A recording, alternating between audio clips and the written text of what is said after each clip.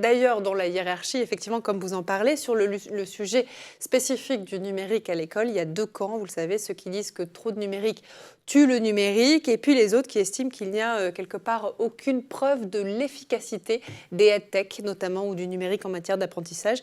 De quel côté vous êtes, vous? Est-ce que vous comprenez les deux points de vue?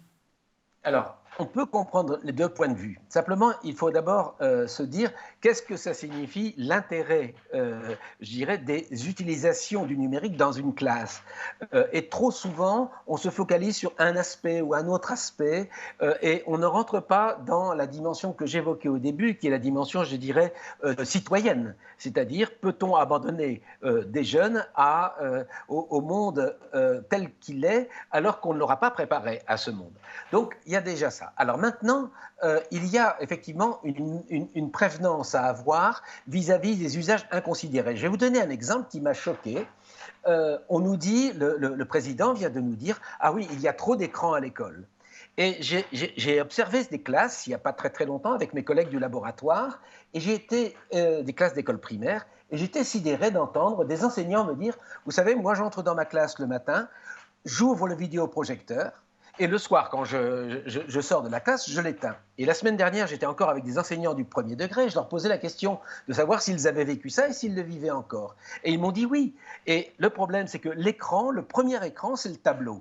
Et quand en plus cet écran est numérisé, numérique de par le prof, on voit bien qu'on a effectivement énormément d'écrans.